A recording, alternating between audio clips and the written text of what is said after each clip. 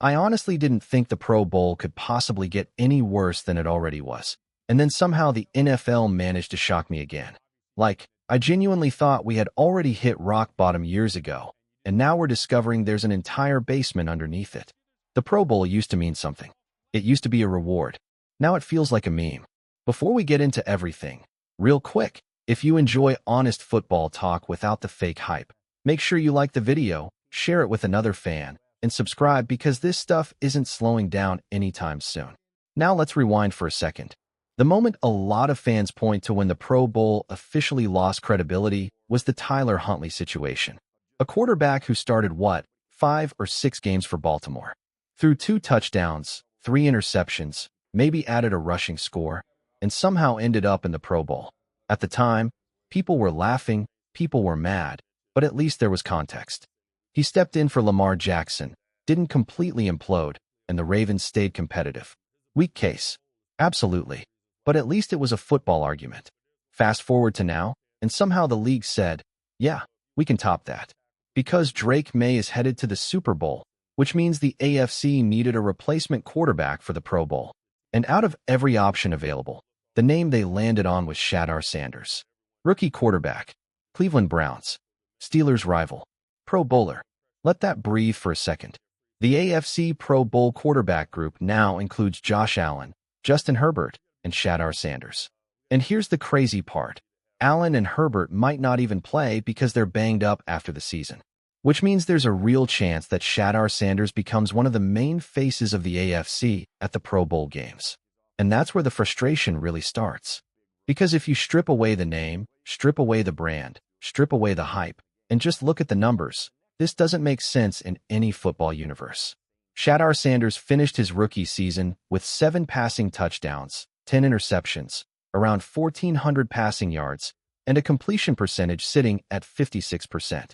His QBR was 18.9, not 19, not 20, 18.9. League average is about 50. Out of 42 qualifying quarterbacks, he ranked second to last. Second to last. So here's the rhetorical question every fan is asking right now. When did the Pro Bowl stop being about performance? Because if this is the standard, then what are we even doing? How does a quarterback with those numbers get an invite while guys who actually produce don't? And this is where the Aaron Rodgers conversation starts. Love him or hate him, Rodgers had a much better season statistically. 24 touchdowns, 7 interceptions, over 3,300 passing yards. Took care of the football, managed games, kept his team competitive. That's not nostalgia. That's not reputation. That's real production. Now, maybe Rodgers declined the invite. That's possible. He's been there, done that. His resume is already complete. Another Pro Bowl doesn't change his legacy at all. And honestly, looking at what the Pro Bowl has turned into, I wouldn't blame him for saying no. But even if Rodgers declined, the list doesn't end there. Trevor Lawrence threw for over 4,000 yards with 29 touchdowns. Patrick Mahomes, even before getting hurt, had solid numbers. Joe Burrow, despite missing time, still put up better efficiency. Joe Flacco, who was literally Shadar Sanders' teammate earlier in the season, had a stronger case. Even Cam Ward, another rookie who had an up-and-down year, finished with 15 touchdowns, 7 interceptions, and over 3,000 yards. Would Cam Ward making the Pro Bowl still be questionable? Sure, but it would at least feel logical. It would at least feel like football reasoning was involved. This doesn't feel like football. This feels like marketing.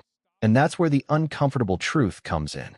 The Pro Bowl is no longer about rewarding the best players. It's about attention. It's about clicks. It's about headlines. Shadar Sanders isn't just a quarterback. He's a brand. He's a personality. He's a social media figure. And the NFL knows exactly what kind of reaction this selection would get. So here's the question of the day, and I really want you to answer it in the comments. Do you think Shadar Sanders earned this Pro Bowl spot on the field, or was the NFL chasing engagement and controversy? Because once you start doing this, you're not celebrating excellence anymore. You're manufacturing outrage. And yeah, people might tune in, but every time you do it, the Pro Bowl loses a little more meaning. And just when you think the news cycle is done for the night, here comes another take that has fans arguing all over the place. There's been a claim floating around that Mike McCarthy is now the best head coach in the AFC North. At first, that sounds insane. But when you actually slow down and look at the division, the argument starts to make more sense than people want to admit. The Steelers didn't fire Mike Tomlin. He stepped down. That's important. This wasn't a situation where the organization said we need an upgrade. This was about replacing long-term stability with more stability. And whether fans love it or hate it, Mike McCarthy brings a very high floor. Is he the flashiest coach? No. Does he have the highest ceiling? Probably not. But when his roster is healthy, his teams win.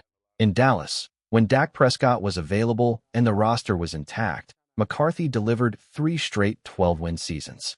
That's not accidental. That's not luck. That's consistency. Now look around the AFC North. Cleveland doesn't even have a head coach right now. Baltimore is moving forward with a rookie head coach in a new era.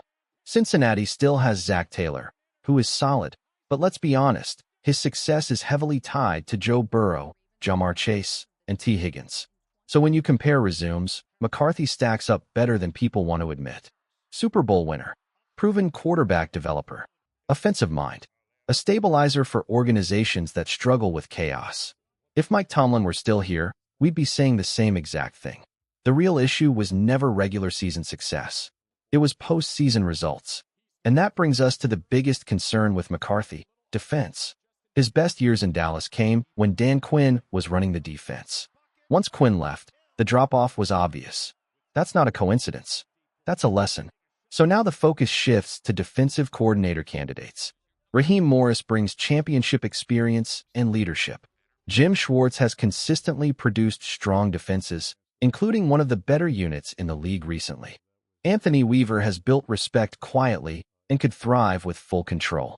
Then you have intriguing names like Patrick Graham, who has survived multiple regime changes, and Al Harris, a former McCarthy player climbing the coaching ranks with a defensive background. This hire might decide everything. Because McCarthy can oversee a team, he can run an offense. But if the defense isn't right, none of this matters. And that's where everything connects. A Pro Bowl that no longer rewards excellence. A league that chases attention. A Steelers franchise betting on stability over splash. The NFL feels like it's standing at a crossroads. Are we still prioritizing results, or have narratives officially taken over? Who survived multiple regime changes, and Al Harris, a former McCarthy player climbing the coaching ranks with a strong defensive background. This hire might ultimately decide everything. Because McCarthy can oversee a team, he can guide an offense. But if the defense isn't right, none of it matters. And that brings us to the final thought tonight. Between a Pro Bowl that no longer rewards excellence and a Steelers franchise betting on stability over splash, the NFL feels like it's standing at a crossroads. Are we still prioritizing results, or are we officially entering the era of narratives over numbers?